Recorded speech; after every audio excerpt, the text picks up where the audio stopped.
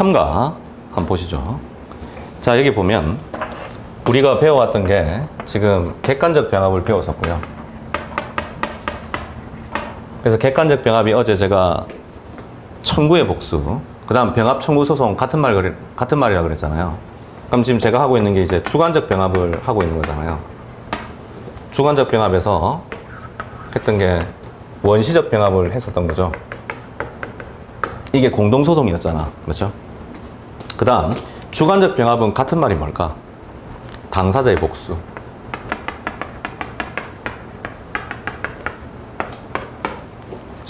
그 다음 같은 말이 또 뭘까요? 다수 당사자 소송.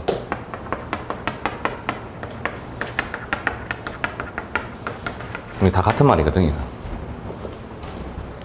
자, 그 다음 이제 후발적 병합을 하는 거죠.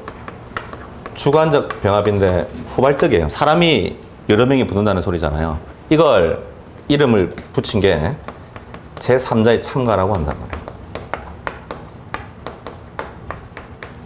제3자 참가라고 얘기하는 거예요. 그 다음 이 참가하는 사람 입장에서 가장 유리한 게 나중에 보면 독립 당사자 참가라고 하거든요. 왜? 자기만 승소자가 되겠다는 얘기이기 때문에. 그래서 수험가에서 독당이라고 그러죠. 독당.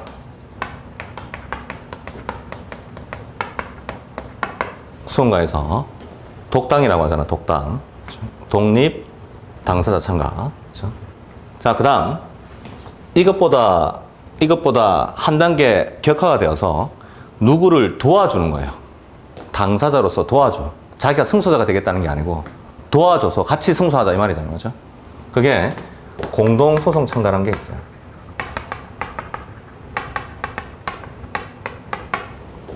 공동소송 참가라는 게 있단 말이에요.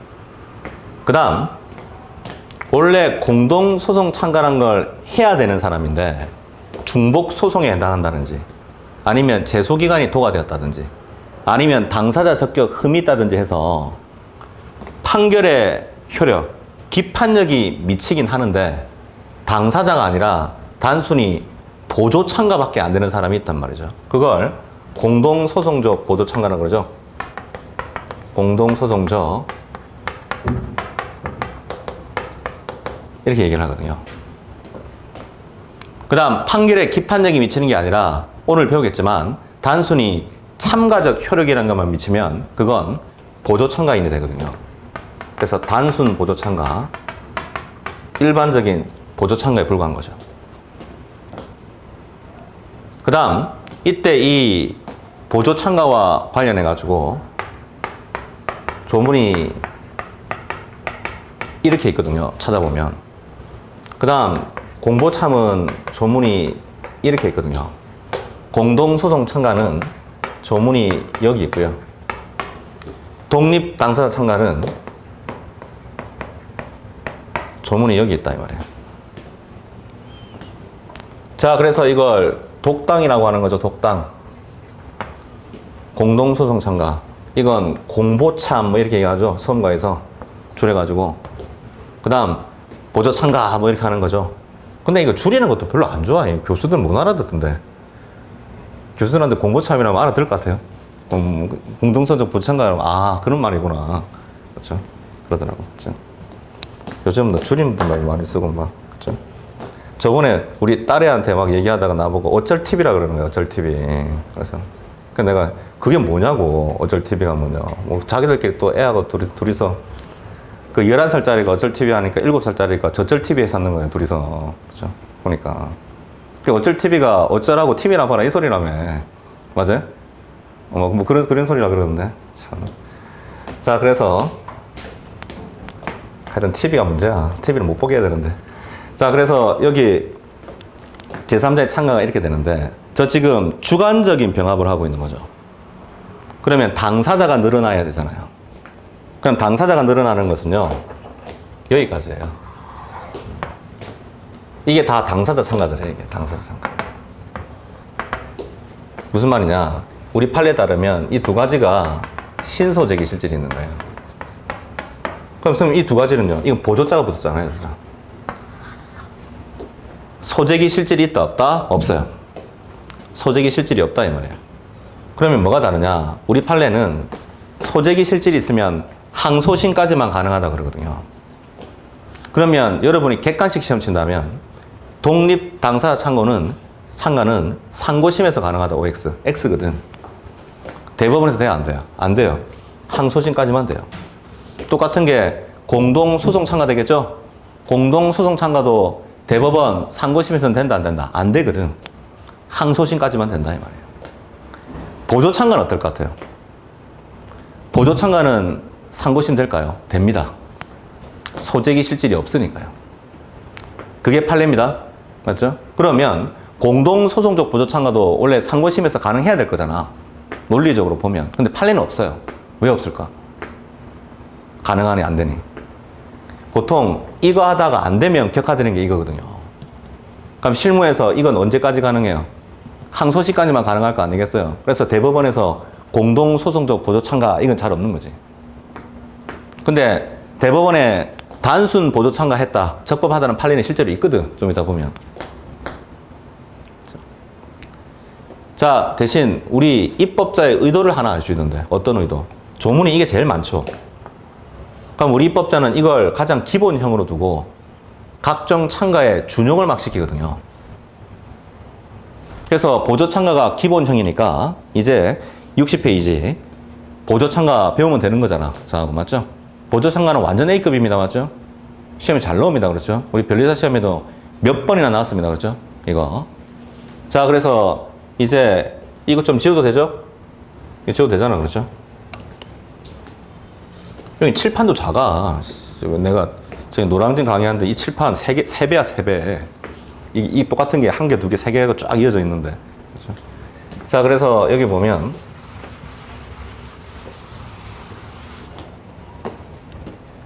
보조 참가는요, 일단 그림 2가지만 딱 기억하고 있으면 돼요. 그림 2개. 이건 보조 참가 71조를 펴보시면 소송 결과에 대한 이해관계라고 적혀 있을 건데 이 2가지는 소송 결과에 대한 이해관계가 다 있다고 보거든요. 자, 예를 들어서 갑이라는 사람이 어떤 물건을 갖고 있었는데 이 물건을 병이 훔쳤어요. 훔쳐가지고 을한테 팔았다고요. 그러니까 을이 갖고 있는 거예요. 그래서 이걸 스마트폰이라 그러면 을이 이러고 있는 거죠. 그렇죠? 요즘은 뭐 이렇게 하고 있어야 됩니까? 스마트폰도 뭐 종류도 다양해가지고 그렇죠? 근데 문제는 갑이 보니까 자기 거라는 거지. 을이 들고 있는 스마트폰이. 그래서 갑이 을한테 그거 내 거다 그거. 갑의 소유권에 근거해서 목적물 반환 청구한 거죠.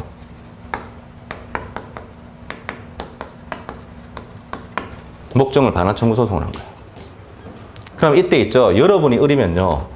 병한테 도와주세요 할 것 같은데. 왜 도와주세요 할 것 같죠? 만약에 이 소송에서 을이 패소하면 병은 소유권자가 아니었다는 얘기죠.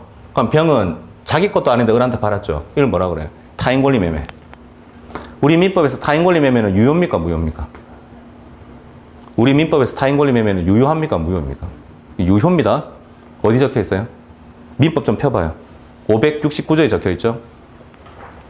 타인권리 매매는 유효하고요. 대신에 이때 병은 을한테 담보 책임져야 되겠죠. 그러면 그게 우리 민법 570조죠.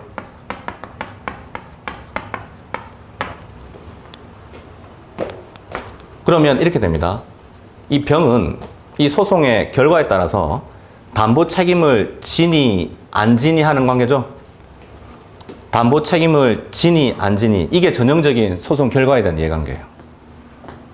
그 다음 아까 방금 을이 병한테 도와주세요 한다 그랬죠. 이 도와주세요 하는 게 뭐죠? 소송 고지. 그래서 우리 민소법 84조 펴보세요. 민소법 84, 85, 86에 있죠. 소송 고지라는 제도가 있지 않습니까? 소송 고지 왜 합니까? 보조 참가하라고 소송 고지 하는 거예요. 그렇죠? 그러면 병의 입장에서 소송 고지 받았죠? 그럼 을을 도와주려고 보조 참가라는 걸 하는 거죠? 그럼 을하고 병이 손잡고 뭘 다투겠어요? 이 그림에서. 갑의 소유권을 다투겠죠. 왜? 원래 병이 소유권자였다고. 근데 다퉜는데 갑이 이기는 거죠. 을이 지는 거죠. 자, 그래서 그 판결서를 쓰면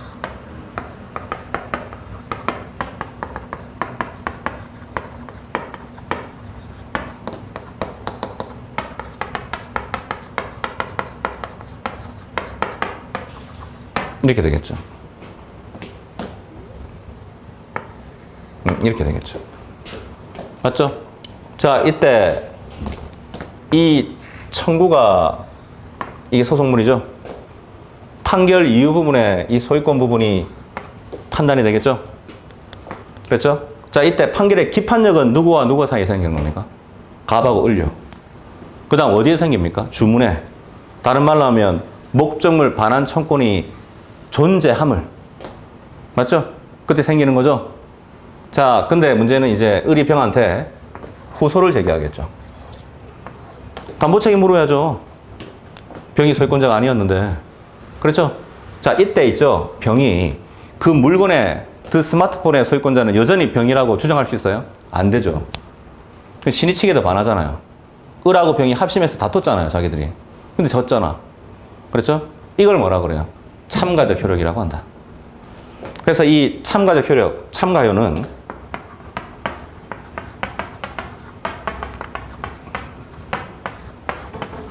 지금 주관적 범위가 누구하고 누구 사이에 발생하는 거예요. 을을 피참가인이라 그러거든요. 병을 뭐라 그래요? 참가인. 피참가인하고 참가인 간에 발생한 거죠? 이게 주관적 범위죠.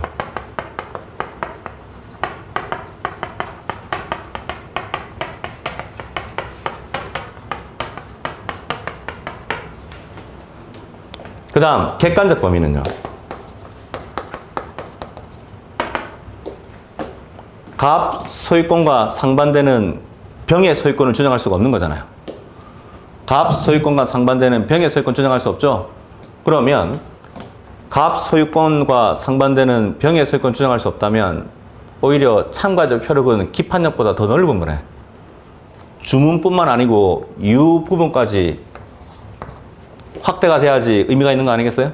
그래서 이렇게 얘기하는 거죠.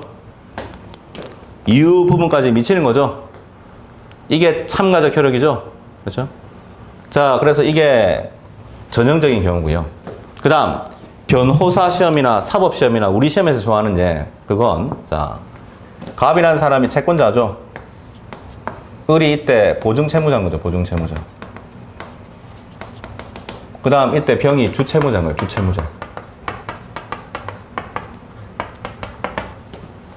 그때 갑이 을한테 병 보증채무를 이유로 해가지고 병 주채무를 이유로 해가지고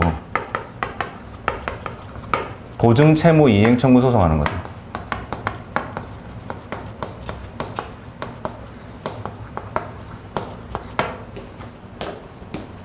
그다음 이 소송에서 을은 병한테 도와주세요 할 것 같은데요. 왜? 이 소송에서 을은 패소하면 을은 병한테 구상권 행사할 거니까. 혹시 구상권 조문 어디 있어요? 아세요? 민법에. 자, 441조에 있습니다. 찾아보면. 그걸 사후 구상의 원칙이라 그러는 거죠. 사후가 무슨 말이에요? 변제 후다 이 소리죠. 그래서 442조가 뭐예요? 그 유명한 수탁보증인의 사전 구상권이죠. 변제하기도 전에 구상권이 생기잖아. 자, 그래서 이게 원래 원칙인데 그러면 병의 입장에서는 을을 도와주려고 참가하겠죠? 무슨 참가? 보조 참가. 그럼 을하고 병이 손잡고 뭘 다투겠어요? 병의 이 주채무를 다투겠죠. 채무 없다고. 근데 갑이 이긴단 말이에요.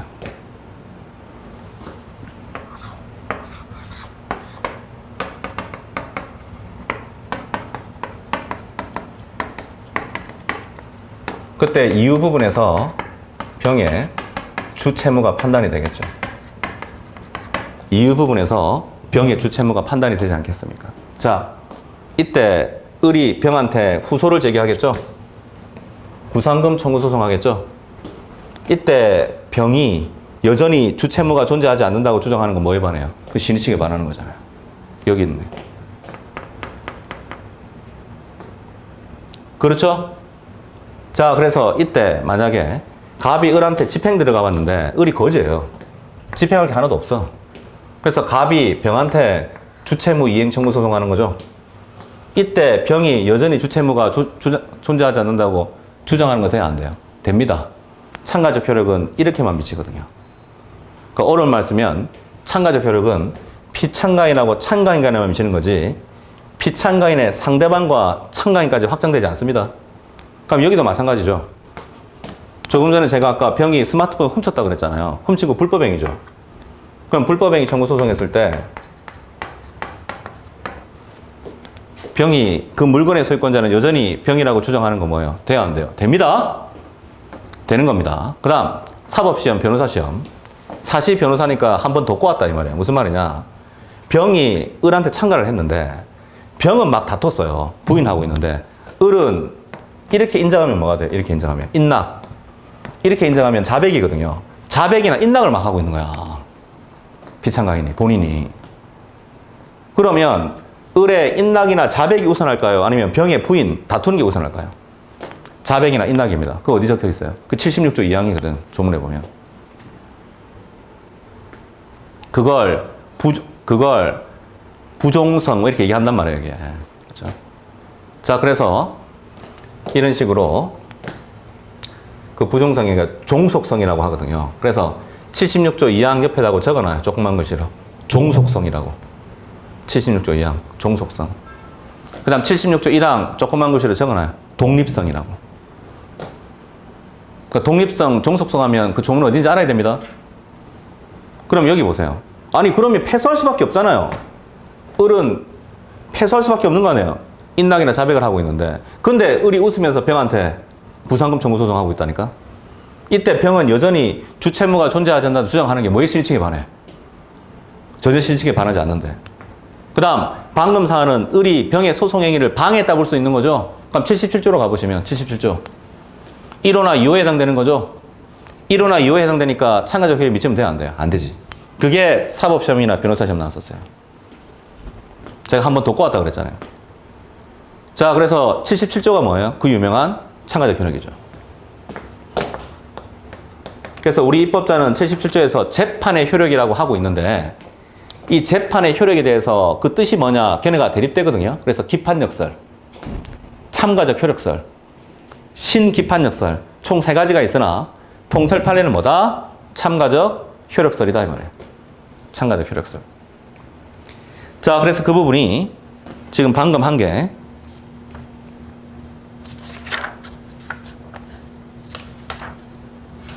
제 책에 보면 그 65페이지 있죠? 왜 안 넘어가냐 이거? 자, 그래서 65페이지 넘어가서 왜 이래?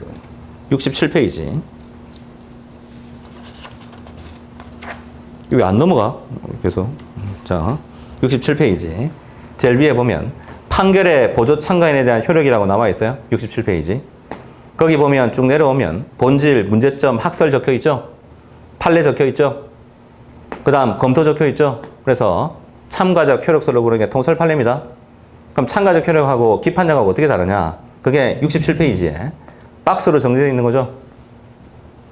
박스로 정리되어 있는 거죠? 이걸 글로 쓰면 68페이지로 오면 양가로 2번 참가적 효력의 범위, 반가로 1번 주관적 범위, 반가로 2번 객관적 범위 뭐 이렇게 되어 있는 거죠. 맞죠? 그 다음 객관적 범위에서 주목해야 될 2015년 판례가 여기 보면 을하고 병이 이걸 다퉜으니까 나중에 을이 병한테 후소를 제기했을 때 병이 다툴 수가 없는 거죠. 그렇죠? 근데 225조 한 표 보세요. 우리 민소법에 225조. 민소법 225조 이하가 뭐예요? 화해 공고결정이라는 게 있단 말이에요. 그 다음 화해 공고결정은 231조로 가보시면 재판상 화해하고 동일한 효력이 있다고 되어 있죠. 그러면 재판상 화해는 220조로 가보면 재판상 화해는 확정 판결하고 동일한 효력이 있는 거거든요. 그럼 그건 확정 판결이니까 이론적으로 을하고 병 사이에 참가적 효력이 미쳐야 돼요, 안 미쳐야 돼요? 미쳐야 될 것 같은데 화해 공고결정은 을하고 병이 다툰 게 아니잖아요. 화해 공고결정은 225조 1항 읽어보면 법관이 직권으로 청구 취지하고 청구 원인을 고려를 해가지고 내가 보기에는 한 이 금액이 적당한 것 같으니까 너 이렇게 해 하는 일종의 강제 조정이거든요. 을하고 병이 다투는 게 아니란 말이에요, 이거는. 그러면 이게 화해 공고결정으로 끝나버렸다면 을하고 병 사이에 참가적 효력이 있어요, 없어요? 없습니다. 그게 지금 68페이지에 반가로 2번 객관적 범위에 줄 꺼져 있는 거죠. 그 다음 68페이지 제일 밑에 보면 양가로 3번으로 기판역과의 차이가 나와 있죠? 그 동그라미 1번, 2번, 3번, 4번이 67페이지 제일 위에 박스로 정리되어 있는 거죠? 그렇죠? 이렇게 알면 되고요. 그 다음 69페이지 제일 위에 양가로 4번 참가적 효력의 배제 나와 있는데 이 참가적 효력의 배제가 77조 1호, 2호, 3호 말하는 거죠? 1호, 2호, 3호 말하는 거죠? 그렇죠? 자, 그 다음 다시 60페이지로 가보시면 이제 보조 참가하는 거죠. 보조 참가. 그래서 이 보조 참가와 관련해서 양가로 2번 비교 개념 이렇게 나와 있고요. 그 다음 바로 밑에 요건 나와 있는데 요건에서 다른 사람 사이에 소송이 계속 중이어야 되는 거죠. 자, 이와 관련해서 동그라미 1번, 동그라미 2번, 동그라미 3번 뭐 이렇게 돼 있는 것인데 동그라미 1번과 관련해서 동그라미 1번 이때 유명한 판례가 하나 있거든요. 그게 지금 이제 60페이지 넘어가 가지고 우리 61페이지와 관련이 있는 건데 이거 잠깐 이제 지워 볼게요. 혹시 자동차 운전하시나요? 운전? 그럼 자동차 종합보험 이런 거 들잖아, 맞죠? 책임보험 무조건 들어야 되는 거고, 맞죠? 그 중에서 현대 해상 화재보험 주식회사라고 있어요. 그 대기업이잖아, 맞죠? 그 하이카 하는 거 있죠, 하이카. 이게 하이카 사건인데 유명한 사건이에요. 자, 그래서 이렇게 고속도로 중앙선이 이렇게 있단 말이에요. 그래서 갑이 운전을 잘 하고 있었는데 이때 X라는 사람이 이 중앙선을 침범해서 꽝 박아버린 거예요. 그럼 갑이 손해배상 청구를 해야 되겠죠? 누구한테? X의 보험자에게. 이 X의 보험자가 하이카 현대해상화재보험 주식회사다 이 말이에요. 그래서 하이카 원래 그 모델이 누구예요? CF 모델 아세요? 예전에 손예진이었잖아. 기억 안 나? 지금 누구죠? 혹시 하이카 누구? 태연이에요, 태연. 지금 태연이 하고 있을 건데 아마 하이카. 자, 그래서 TV 보면 광고 나오잖아. 하이카. 그렇지? 자, 그래서 여기 보면 갑이 이 을이라는 현대 해상화재보험 주식회사한테 이제 손해배상 청구를 하게 돼 있는 게 원래 우리 배우는 자동차 손해배상 보장법이죠. 이걸 피해자의 직접 청구권이라고 그러죠. 민법 공부할 때. 그래서 그 한도 내에서는 민법이 배제된다 그러죠. 법조, 경합 뭐 이렇게 배우잖아, 맞죠? 그 다음 이 도로는 고속도로라 그랬잖아. 고속도로 누구가 관리해요? 익스, 한국도로공사. 그래서 고속도로 운전해 보면 익스라고 적혀 있는 차량들 막 다니잖아요, 맞죠? 자, 이걸 공동피고로 묶어가지고 손해배상 청구 소송했던 거예요. 자, 이때 물어봅니다. 그러면 이 공동피고, 그럼 이거 민법상으로 공동불법행위 한 거로 본단 말이에요. 그럼 공동불법행위는 민법에서 부진정 연대채무죠. 부진정 연대채무는 무슨 공동소송이에요? 우리가 아는 지식으로. 형성권의 공동기속인가요? 총유인가요? 합유인가요? 공유인가요? 아무것도 아니죠? 뭐예요? 통공이다. 통상공동소송이다. 이게 무슨 뭐 회사법상 소송이 그것도 아니잖아. 통공이야, 통공. 부진정 연대채무는. 그렇죠? 그래서 참 오늘 하나 큰일 날 뻔했네, 맞죠?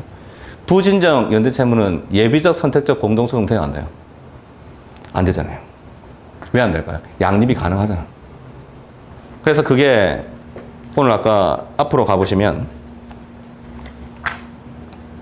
여기 앞으로 가보면 45페이지죠? 45페이지 각주 47번에 보면 꺽쇠 4번 있어요. 45페이지에 각주 47번 꺽쇠 4번이 있죠. 거기 읽어보면 부진정 연대채무는 예비적 공동소송 된다 안 된다? 안 된다고 적혀 있죠. 왜? 서로 양립이 가능한데 무슨 부진정 예비적 공동소송 안 됩니다. 안 됩니다, 맞죠? 양립이 불가능해야지 예비적 공동소송일이죠. 그럼 이건 통상 공동소송이란 말이에요. 근데 다투다가 이렇게 된 거예요, 이렇게.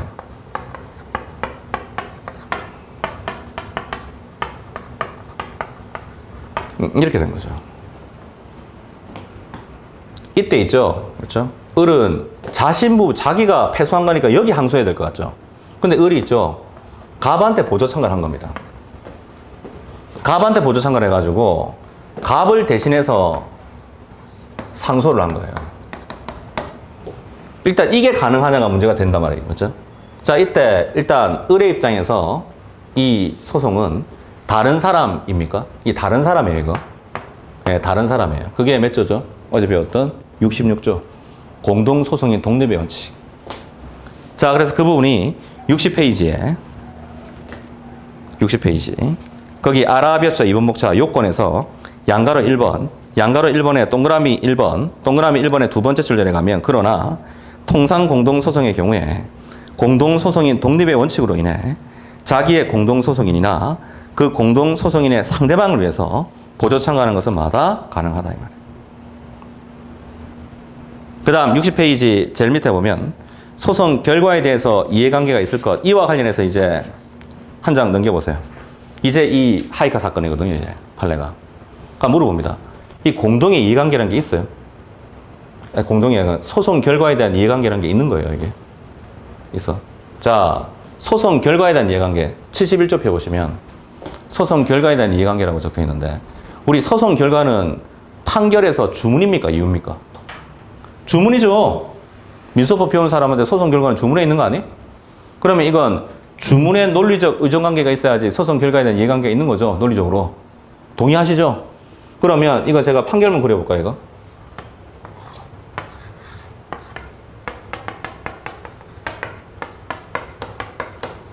을은 왜 갑을 도와줘야 될 것 같습니까? 자, 이 공동불법행위에서 내부적 과실 비율이 x가 0%죠. 그럼 이건 100%예요, 여기는. 여기가 50이죠. 그럼 여기는 어떻게 돼요? 50. 그럼 여기가 100이 되면 어떻게 돼요? 이건 0% 되는 거잖아요. 무슨 말이냐면 나중에 구상권 관계에서 내부적 과실 비율을 다투고 싶은 거죠, 을의 입장에서는. 그럼 물어봅니다. 이런 과실 비율 주문에서 표현됩니까? 이유에서 표현됩니까? 이유 부분이잖아요. 그럼 이건 사실은 이유의 논리적 의존관계가 있는 거잖아. 근데 이게 견해 대립이 있었거든요. 판결의 이유 부분에 논리적 의존관계가 있는 게 71조 소송 결과에 대한 이해관계를 충족할 수 있냐. 자, 우리나라 기존 통선은 안 된답니다. 그래서 이시훈, 이건 호문역이 합쳐져, 오히려. 이시훈, 호문역 맨날 싸우는데 이건 오히려 합쳐져가지고 야, 주문의 논리적 의존관계 있어야지 무슨 이유 부분에 있냐. 그래서 이 사안에서 소송 결과에 대한 이해관계 부정된다고 본단 말이에요, 실제로. 근데 우리나라 유력설은 이유 부분에 논리적 의존관계 있는 경우도 포함시키거든요. 넓게 본단 말이죠. 근데 이 판례가 뭐예요? 소송 결과에 대한 이해관계를 인정했어요. 그럼 이 판례 평석 들어가면 이건 뭐 따른 거예요? 이 소설 따른 거죠. 이건 통설이 아니고 소설 유력설 따른 거예요, 이거는 사실은. 자, 그래서 판례 읽어보면 불법 행위로 인한 손해배상 책임을 지는 자는 피해자가 다른 공동 불법행위자를 상대로 제기한 손해배상 청구 소송의 결과에 대해서 법적인 이해관계를 간다할 것이므로 위 소송의 원고를 위해서 보조 참가할 수가 있고 피해자의 원고가 그 패소 판결에 대해서 상소를 제기하지 않더라도 원고에 의해 상소기간 내라면 보조 참가와 동시에 상소를 제기할 수도 있다는 거죠. 그래서 이에 대해서는 보조 참가 이익을 확대한 사례로 보여준다. 이시훈. 왜 이시훈 교수는 확대라고 얘기할까요? 자기 입장에서 원래 부정해야 되잖아요. 그 다음 바로 밑에 검토 읽는데 저는 이거 오히려 유력설 소설 따랐어요. 왜? 만약에 이게 또 나왔다고 해볼게요. 이 사실 나왔어요, 이게 이제 우리 시험에. 나왔죠. 소송 결과에 이해관계 부정하면 쓸 게 없잖아요, 그 다음 이제. 보조 참가 돼야지 그 다음 뭐 쓸 게 있지, 논리적으로. 그렇죠? 그래서 검토 이렇게 되는 건데 하나 물어볼까요? 오늘 작업했을 때 참가적 효력은 어디까지 미쳐요? 이유 부분까지 미치잖아요. 아까 주문 플러스 이유라고 내가 적어놨잖아. 그럼 기존 통선은 좀 이상한 거지. 무슨 말이냐면 참가를 할 때는 반드시 주문의 논리적 의존관계가 있어야 되는데 보조 참가했죠? 나중에 참가적 효력이 미칠 때는 어디까지 미치는 거예요? 이유 부분까지 미치는 거죠. 오히려 그렇게 보는 것보다 이유 부분에 논리적 의존관계가 있어도 보조 참가시키고 다투다가 나중에 졌죠? 그러면 참가적 효력이 어디까지 미치는 거예요? 이유까지 이렇게 미치는 게 더 논리적이지 않나요? 저는 아무리 생각해도. 아니, 참가할 때는 주문의 논리적 의존관계가 있어야 되는데 왜 미칠 때는 이유 부분까지야? 아무리 생각해도. 그게 지금 검토 읽어보시면 나와 있어요. 검토 읽어보시면 나와 있습니다. 그렇죠?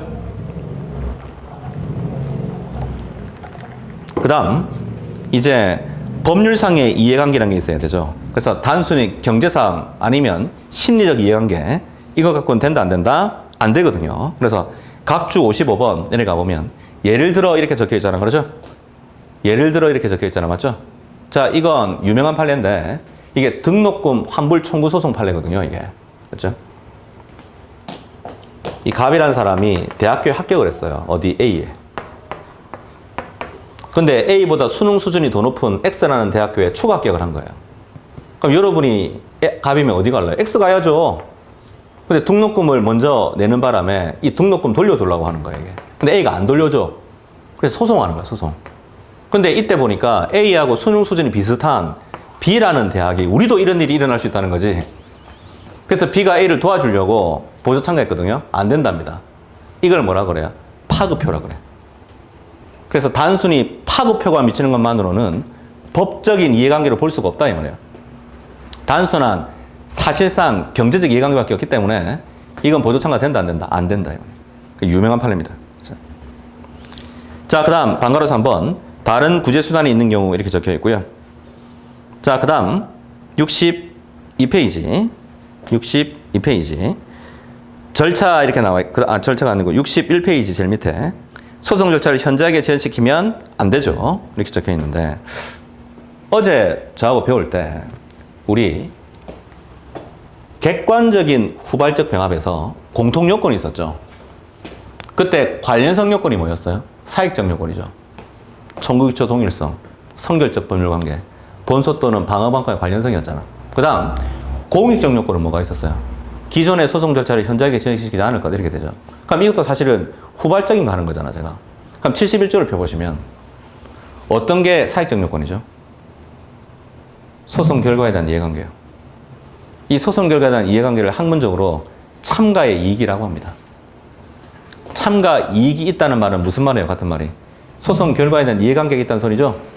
그 다음 71조 단서를 보면 소송 절차를 현저하게 진행시키면 안 되거든요. 그건 뭐예요? 그럼 공익적 요건이죠. 그건 직권조상이잖아요. 그럼 이렇게 되죠.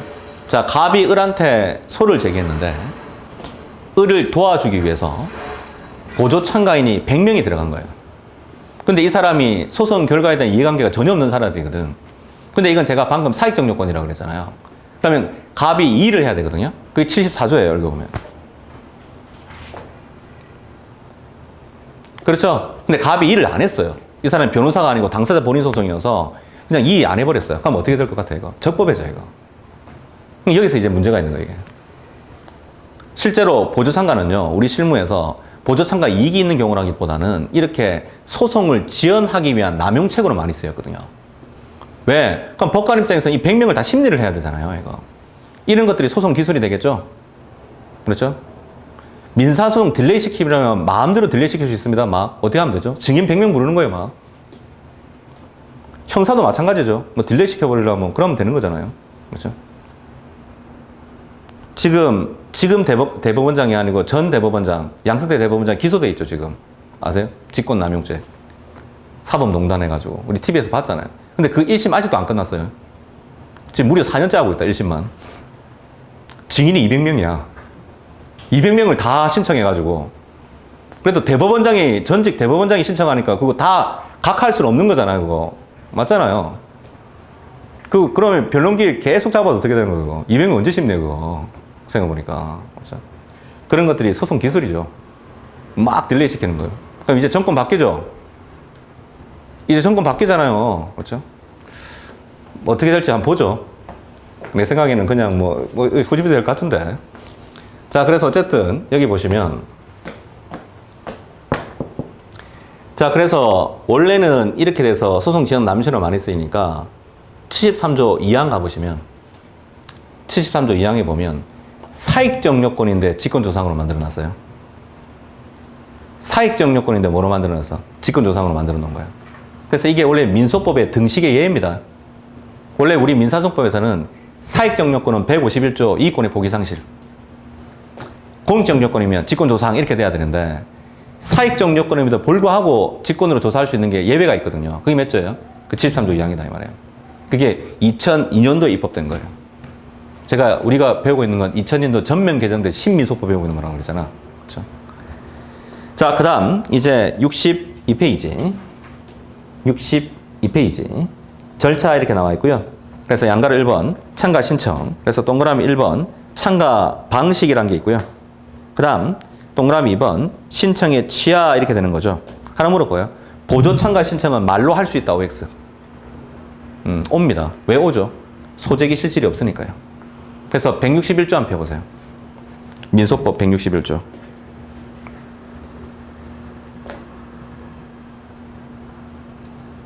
원래 우리 민소법의 신청은 서면 또는 말로 하는 거예요. 맞죠? 하나 물어볼까요? 공동소송 참가 신청은 말로 할 수 있다, OX. X죠. 왜? 신소재기잖아. 서면으로 해야지. 이해하시겠죠? 자, 그 다음 동그라미 2번. 신청의 취하 뭐 이렇게 적혀 있고요. 그렇죠? 그래서 보조 참가 신청은 언제든지 취하할 수 있고요. 266조 2항 상대방 동의 필요 없습니다. 소취하 아닙니다. 보조 참가 신청은 소취하가 아니죠. 상대방 동의 필요 있다 없다? 없어요. 그냥 취하면 돼요. 그 다음 62페이지 제일 밑에 참가의 허가 여부. 그래서 한 장 넘겨보면 63페이지 동그라미 1번 이의신청. 동그라미 2번에 보면 직권조사 이렇게 나와 있죠. 그래서 아까 제가 73조 2항이라 그랬잖아. 맞죠? 근데 이 입법에 대해서 이시훈 교수는 비판적이에요. 무슨 말이냐면 우리 민소법의 등식을 어기는 거잖아요. 그래서 이건 신의칙으로 규제하면 충분한 것인데 왜 이런 입법을 왜 하냐. 그게 각주 57번에 보면 나와 있어요. 이에 대해서는 이시훈 교수는 뭐 이렇게 나와 있어요.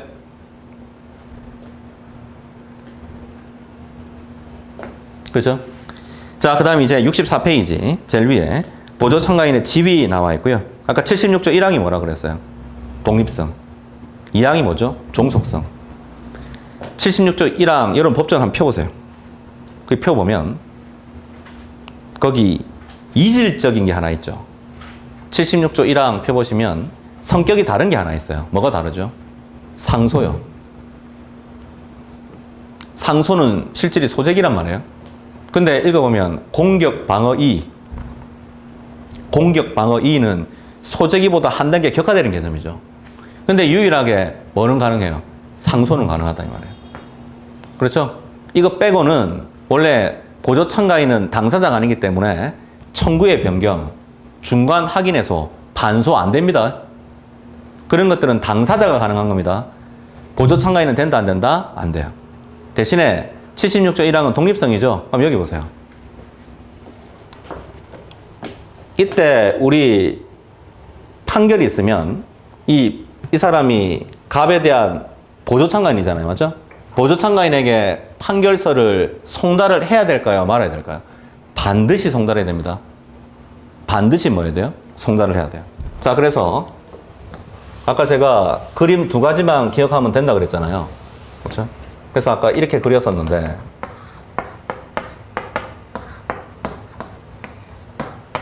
이 병이 보조 참가인이었죠. 그러면 판결서를 을 뿐만 아니고 병한테도 송달해야 돼요. 예, 반드시요. 이건 독립성이거든요. 대신 을한테 판결서가 송달이 된 날짜는 이날이에요. 이날. 병한테는 이날 송달이 됐거든요. 그러면 상소기간 몇 주죠? 2주잖아요. 그거 어디 적혀 있어요? 396조에 적혀 있거든요. 그러면 2주 14일을 기산할 때 1일부터 기산해야 돼요? 10일부터 기산해야 돼요? 1일이에요. 그건 종속성이야. 자, 그래서 그 부분이 64페이지 양가로 1번 보조 참가인의 독립성 그 동그라미 1번 이렇게 나와 있는 거죠. 그렇죠? 그래서 읽어보면 이때는 반드시 소송 서류 판결서가 보조 참가인에게도 송달이 되어야 합니다. 송달이 되어야 됩니다. 대신 양가로 2번 보조 참가인의 종속성 나와 있죠. 보조 참가인의 종속성에서 동그라미 2번 읽어보면 판례도 피고 보조 참가인이 상고장을 제출했을 때 피고 보조 참가인에 대하여 판결 정보 송달이 되고 기산한다면 상소기간 내라고 하더라도 이미 피참가인이 피고에 대한 관계에 있어서 상소기간이 경과된 것이라면 피고 보조 참가인의 상소 역시 상소기간 경과의 것이 되어서 피고 보조 참가인의 상고는 뭐하다? 부적법하다 이 말이에요. 그렇죠? 이건 종속성이다. 자, 그 다음 동그라미 3번 적혀 있는데 어제 저하고 이당사자 대립구조 하에서는 증거 공통의 원칙은 무제한하게 인정된다 그랬잖아, 제가. 그럼 여기 보시면 을이 A라는 증거를 제출했는데 심리를 해보니까 갑한테 유리한 증거예요. 그렇게 판단해도 돼요, 안 돼요? 됩니다. 그럼 여기 보세요. 을의 승소 보조자가 누구예요? 병이죠? 그럼 병이 A라는 증거를 제출했거든요. 근데 심리해보니까 갑한테 유리한 증거야. 그래서 갑 승소 판결했어요. 돼요, 안 돼요? 됩니다. 증거 공통의 원칙. 그게 지금 동그라미 3번입니다. 을의 승소 보조자잖아요. 을이 제출한 증거로 갑 승소 판결할 수 있다면 병이 제출한 증거로도 할 수 있는 거지. 왜 안 됩니까? 그렇죠? 그 다음 동그라미 4번 별표 한 개 하고 여기 보면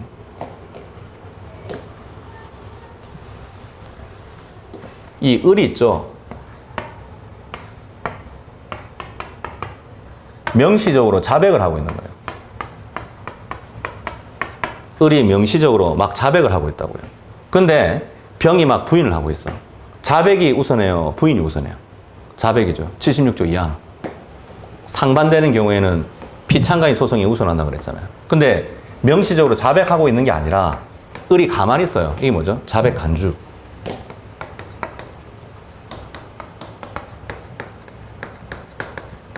자백 간주를 하고 있는 거예요. 그때 이 보조 참가인이 막 부인을 하고 있어. 그럼 이 자백 간주는 어떻게 될 것 같아요? 취소됩니다. 그게 지금 동그라미 4번입니다. 자, 그래서 지금 어디 갔어요? 동그라미 4번이 아니고 그 동그라미 5번입니다. 그래서 65페이지 가보시면 65페이지 제일 위에 동그라미 5번 이렇게 적혀 있는 거죠? 읽어보시면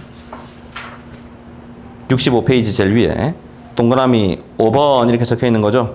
그렇죠?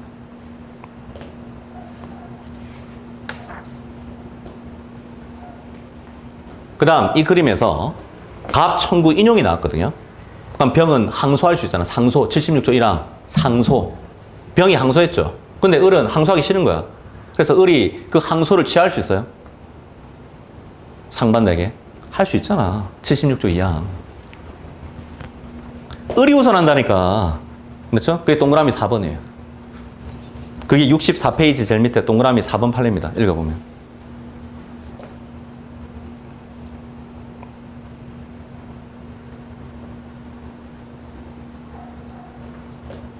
그렇죠? 자, 그 다음 65페이지에 보조 참가인의 행위 이렇게 나와 있고요. 그 양가로 1번. 피참가인의 승소를 위한 일체 행위 이렇게 나와 있고요. 일체 행위. 그래서 보조 참가인은 원칙적으로 모든 소송 행위를 할 수 있다. 그래서 사실을 주장하거나 다툴 수 있는 것이고 신청, 상소 제기 이런 것들 제한 없는 것이 원칙이다. 대신 건너뛰어서 양가로 2번 참가인이 할 수 없는 행위 나와 있죠. 반가로 1번 소송행위. 소송행위에서 보조 참가인은 뭐 할 수 없다고 그랬어요? 청구의 변경, 중간 확인해소, 반소 이런 것도 못합니다. 왜? 당사자가 아니기 때문에. 그 다음 반가로 2번 사법행위. 이게 문제인데 자 90조 1항 한번 펴보세요. 90조 1항. 그 펴보면 그 변제 영수란 말 있죠. 90조 1항에 보면 민소법에 그 변제 영수 어떻게 배웠어요? 90조 1항의 변제 영수 사법행위라고 읽어라 이 말이에요. 그건 예시적인 의미다. 그래서 변호사 왜 잘 뽑아야 되죠? 실무에서. 변호사는 본인이 갖고 있는 상계권, 취소권, 해제권 무제한하게 행사할 수 있거든요. 통설 판례. 그게 90조 1항이거든. 변제의 용수는 예시적인 의미에 불과하다. 사법행위라고 읽으란 말이에요. 근데 이런 변제의 용수라는 조문이 우리 76조 1항으로 와보면 변제의 용수란 말 있어요? 없어요? 없죠? 그러면 피참가인 을이 갖고 있는 상계권, 취소권, 해제권을 병이라는 보조 참가인이 제한 없이 행사할 수 있을까? 안 됩니다. 부정설이 통설입니다. 부정설이 통설이다. 자, 그 다음 65페이지 박스 판례 별표 한 개. 65페이지 박스 판례 별표 한 개 하고 자, 이 경우에 이 갑 청구 인용이 나왔거든요. 이 경우에 갑 청구 인용이 나왔어요.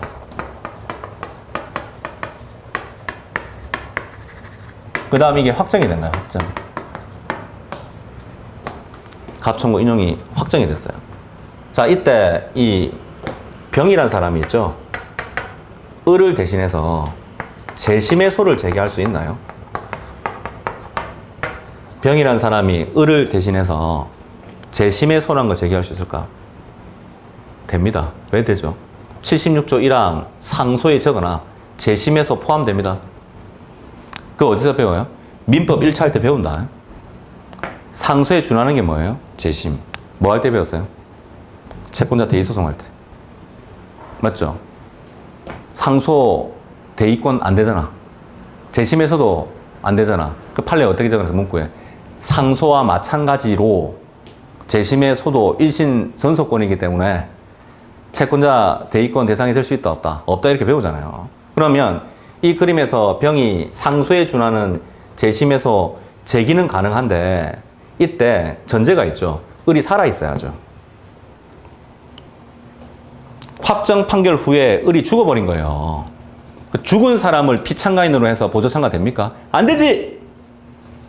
그래서 그게 65페이지 박스 판례죠? 65페이지 박스 판례죠? 그렇죠? 그래서 그 박스에서 5번째 줄절에 가면 그러나 보조참가인의 재심 청구 당시 피참가인은 재심 청구인이 이미 사망하여 당사자 능력이 없다면 이를 허용하는 규정 등이 없는 한 보조참가인의 재심 청구는 허용되지 않는다고 적혀 있죠? 허용되지 않는다고 적혀 있죠. 그래서 이는 해가지고 이렇게 나와 있는 거죠. 그렇죠? 읽어보시고. 그렇죠? 그럼 물어볼게요. 이 그림에서 병은 보조참가 못 하는 거예요, 그러면? 을이 죽어버렸으면? 할 수 있겠는데? 어떻게 하면 돼요? 상속인 거죠. 상속인은 피참가인으로 봐가지고 보조참가 쓰면 됐잖아요. 그래서 저는 개인적으로 병의 변호사를 만나고 싶어요. 좀 이상한 사람 아니에요, 이건? 아니, 우리도 아는데, 변호사가 이게 대법원까지 갔어. 1심, 2심, 대법원까지 올라갔다니까, 이게. 그죠? 이게 너무 신기한 거 아니에요, 이게 어떻게 대법원까지 올라가요. 아무리 생각해도. 자, 그 다음 이제 69페이지죠. 69페이지. 로마자 2번. 공동소송적 보조참가인데, 공보참은 공동소송 참가란 걸 하고 나서 할 겁니다. 일단 넘어가요. 그렇죠? 그 다음 73페이지 가보시면 이제 소송고지라는 제도가 있죠? 소송고지. 자, 소송고지는 방금 이거였죠?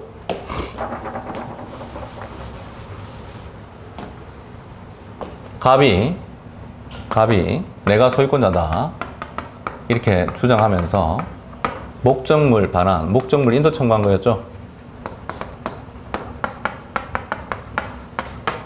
그러니까 을이 병한테 도와주세요 한다 그랬잖아요. 이게 뭐예요? 소송고지.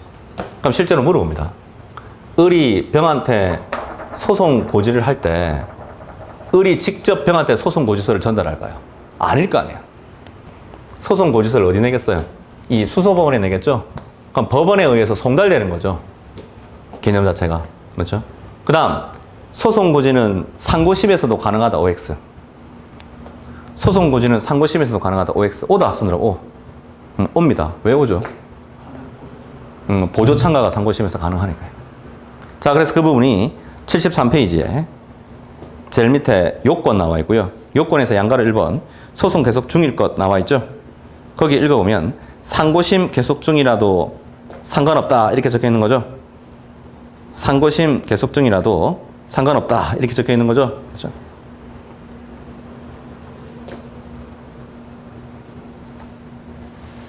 그 다음 결정 절차에서 소송고지 가능할까요? 자, 우리 대법원 판례는 이당사자 대립구조가 없는 결정 절차에서는 소송고지 안 된다고 했거든요. 그럼 그 판례 반대로 얘기하면 이당사자 대립구조가 있는 결정 절차에서는 가능하다는 얘기잖아요.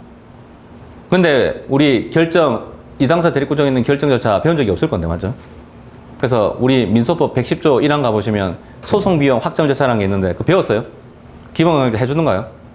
소송비용 확정 절차? 그런 거 안 해줬죠? 그렇죠? 저는 잘하겠죠. 왜 그래요? 그 실무가들이 많이 하는 거예요. 그 실무에서는 대빵 중요하다, 그게. 그래서 원래 우리 기본 강의 해줄 때 보면 소송비용 확정이라든지 가압류, 가처분, 아니면은 가집행 이런 거 잘 안 나오니까 뭐 잘 안 해준단 말이야. 그래서 저는 기본 강의를 제가 원래 다 하거든요. 저는 다 합니다. 그렇죠? 제가 가집행 선고나 소송비용 이거는 뭐 누구보다 잘하죠. 대한민국에서. 제가 원래 노량진에서 강의하거든. 객관식에서는 이거 엄청 잘 나오는 실무 대빵 중요한 거죠. 근데 왜 2차에서는 별로 안 해? 우리 죄송한데 2차 우리 위서법 교수님은 잘 몰라요.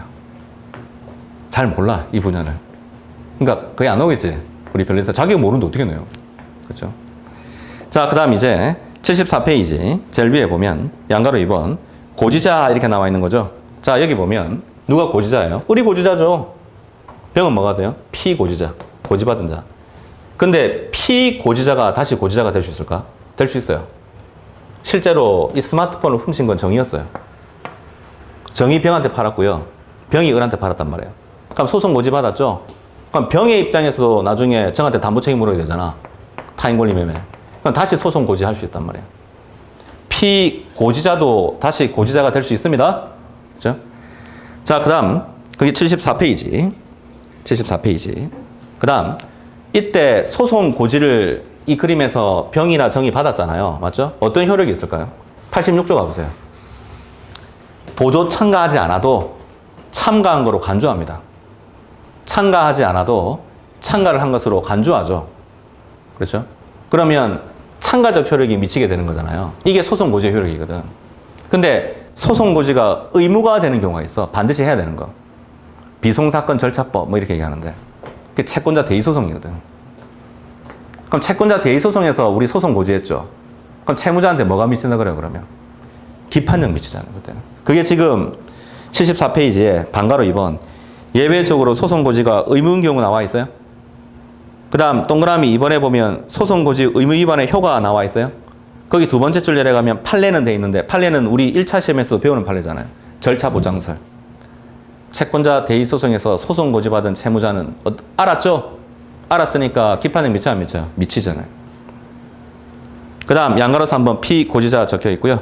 그 다음 방식 적혀 있는데 자, 여기 보시면 을이 소송 고지서를 병한테 직접 전달하는 게 아니라 그랬잖아. 이 수소법원에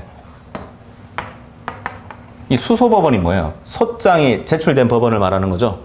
이 수소법원에 을이 있죠, 을이.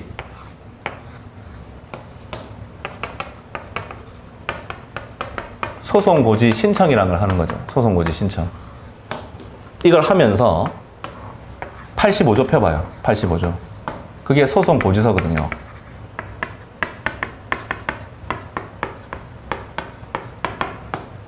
이걸 제출하는 거예요. 그럼 물어봅니다. 소송 고지를 신청하는 거하고 소송 고지서라는 개념은 다른 거예요? 다른 거예요. 그 다음 오늘 배웠죠? 161조. 신청은 서면 또는 말로 할 수 있잖아요. 그러면 소송 고지 신청을 서면으로 한다면 소송 고지 신청서하고 소송 고지서를 같이 내겠죠? 말로 하는 경우에는 어떻게 해야 돼요, 그러면? 소송 고지서만 내겠죠. 그게 지금 74페이지 제일 밑에 양가로 1번으로 신청이 이렇게 나와 있는 거예요.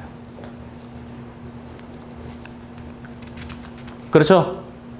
그 다음 이 소송 고지서와 관련해서 이제 75페이지 이렇게 되는데 여기 볼까요? 우리 소장 제출하면 효과가 어떻게 돼요? 시효가 중단되죠. 부본이 송달되면 어떻게 돼요?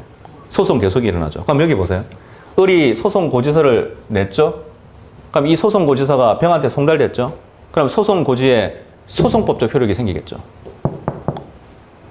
맞죠? 왜? 참가적 효력 이런 게 미치겠죠. 86조. 대신 을이 소송 고지를 하자마자 소송 고지서를 내자마자 실제법적 효력이 생겨야죠. 뭐예요? 시효 중단. 그럼 뭐가 시효 중단되는데요? 이거요. 그러니까 담보 책임이요.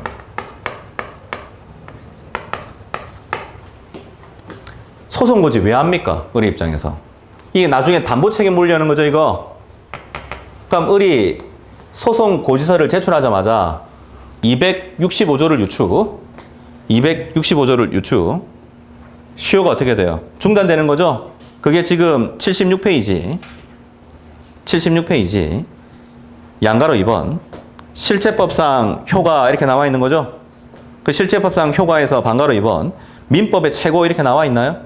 그거 읽어보면 제가 방금 읽었던 판례 265조를 유추. 이 부분 시효가 어떻게 돼요? 중단이 되는 거죠? 그 다음 이때 이 시효 중단되는 게 우리 민법상 완벽한 시효 종료 효과 있는 게 아니거든요. 민법상 최고로 봐요. 그럼 민법상 최고로 보면 민법 174조가 적용되는 거죠. 6개월 이내에 다시 소를 제기해야 되잖아요. 그럼 물어봅니다. 언제부터 6개월이에요? 언제부터 6개월 안에 을이 병한테 이 소를 제기를 해야 돼. 자, 그게 소송 고지서를 병이 송달받은 날로부터 6개월이 아니에요.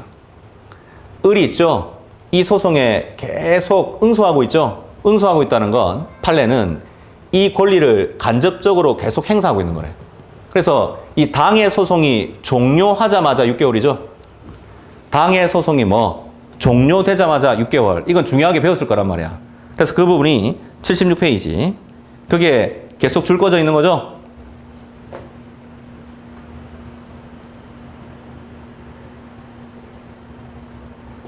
그렇죠. 자, 그 다음에 이제 75페이지. 아라비아트 사무목차 효과. 양가로 1번 소송법상의 효과 이렇게 나와 있고요. 반가로 1번 피고지자의 지위 이렇게 나와 있는 거죠. 그렇죠? 이건 이제 실무죠. 피고지자, 소송 고지 받았죠? 병이죠? 근데 병이 보조 참가 안 했습니다. 그럼 소송에 무슨 관계인이 아니잖아요. 그래, 판결서에 병의 이름 적을 필요 없어요.